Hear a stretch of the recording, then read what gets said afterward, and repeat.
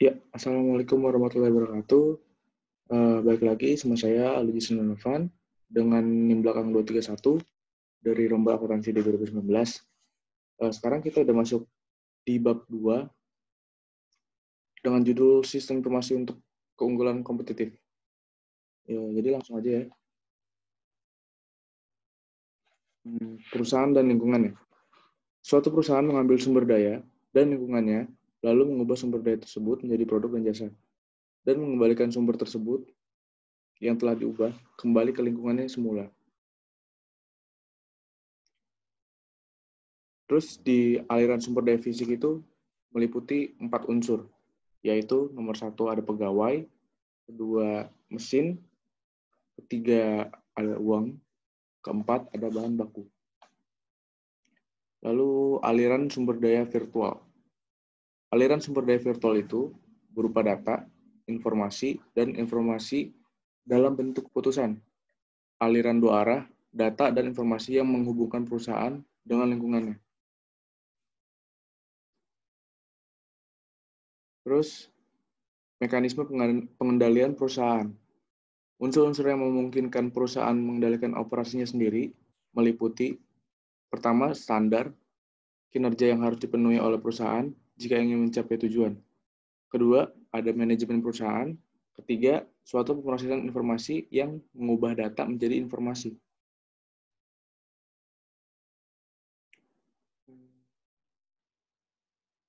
Lalu,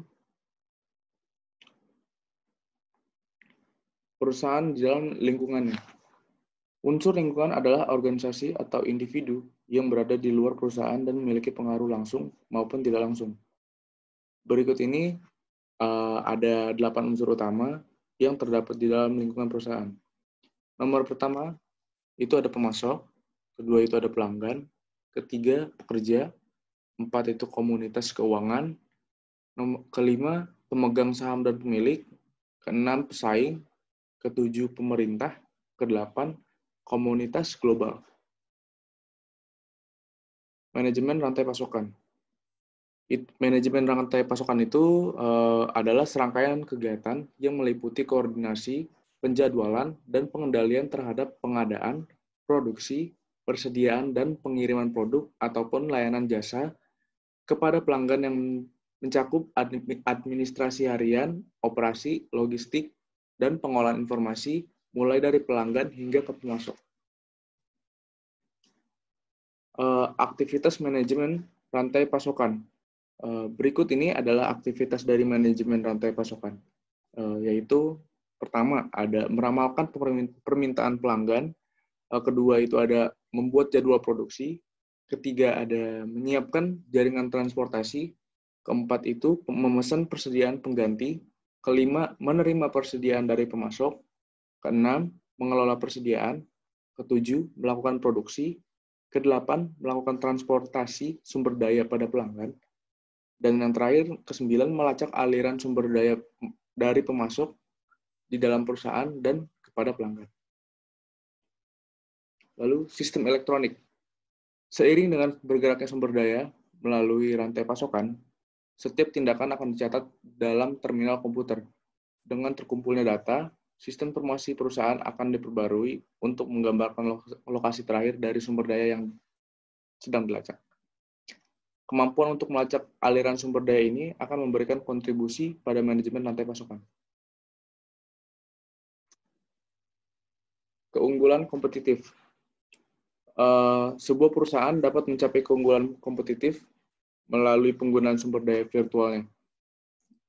Keunggulan kompetitif mengacu pada penggunaan informasi untuk mendapatkan pengungkitan atau leverage di dalam pasar. Definisi keunggulan kompetitif. Pertama itu keunggulan strategis. Keunggulan yang memiliki dampak fundamental dalam membentuk operasi perusahaan. Kedua, keunggulan taktis. Keunggulan di mana ketika sebuah perusahaan dapat mengimplementasikan strategi yang lebih baik daripada pesaingnya. Ketiga itu ada keunggulan operasional. Keunggulan yang berhubungan dengan transaksi dan proses sehari-hari. tantangan dari pesaing global. Yang pertama itu ada kebutuhan khusus untuk pemrosesan informasi di perusahaan multinasional. Terus kedua ada kebutuhan khusus untuk koordinasi di perusahaan multinasional. Terus ada tantangan-tantangan dalam mengembangkan sistem informasi global. Berikut ini ada tantangan dalam mengembangkan sistem informasi global, yaitu satu, kendala-kendala politisi, kedua, rintangan budaya dan komunikasi, ketiga, ada masalah teknologi, keempat, kurangnya dukungan dari manajemen anak perusahaan. Manajemen pengetahuan. Semua aktivitas yang mengakuisisi data, memproses data menjadi informasi, menggunakan dan mengkomunikasikan informasi yang paling efektif, dan menghapus informasi pada waktu yang tepat. Sumber daya sebuah informasi terdiri atas 1. Piranti keras komputer, 2. Piranti lunak komputer, ketiga, spesialis informasi, keempat, pengguna, kelima, ada fasilitas, keenam, ada database, ketujuh, ada informasi. Lalu ada dimensi-dimensi informasi.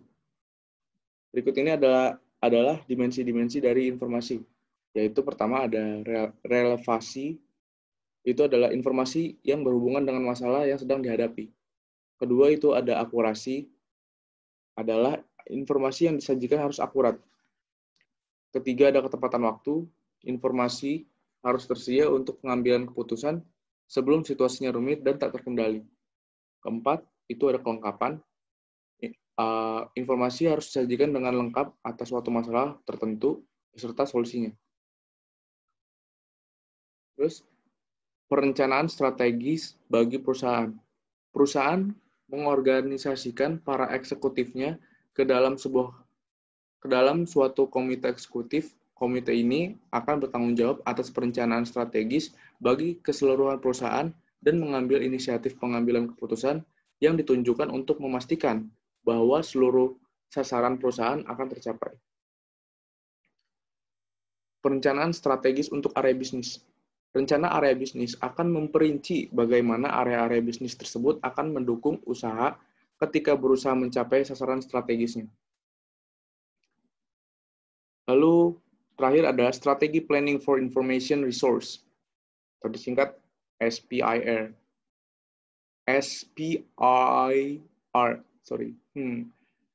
Itu pengembangan rencana strategis secara paralel bagi layanan informasi dan perusahaan sehingga rencana perusahaan akan mencerminkan dukungan yang akan diberikan oleh layanan informasi.